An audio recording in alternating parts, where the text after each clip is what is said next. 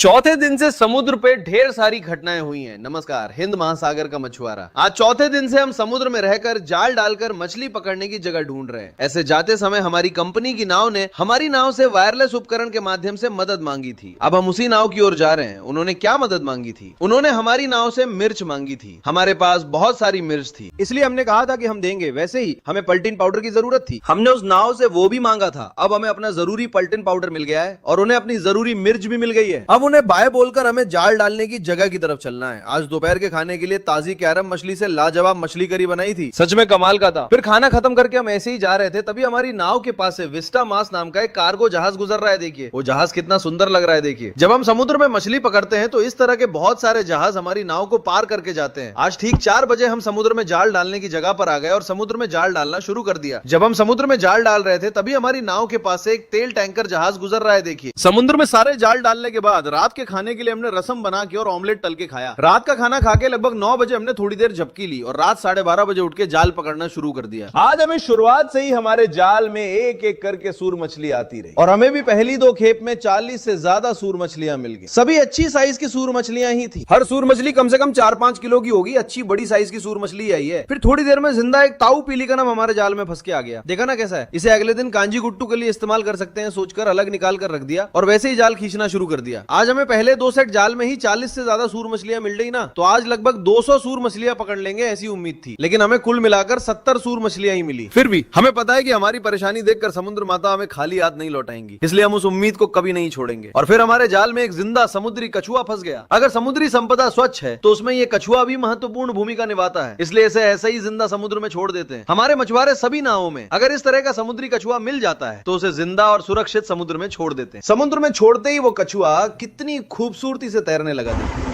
और फिर आज सुबह के खाने में कांजी के लिए हमारे रसोइये ने सूरमीन से एक शानदार वड़ा बनाया था। हमारे समुद्र में काम करने के बाद लगी भूख में वो भी कांजी के साथ इस तरह का एक मछली वड़ा रख के अगर हम ये सब समुद्र पर ही खाएं तो स्वर्ग है। आगे समुद्र पर होने वाली घटनाओं को अगले एपिसोड में देखेंगे। बाय दोस्तों।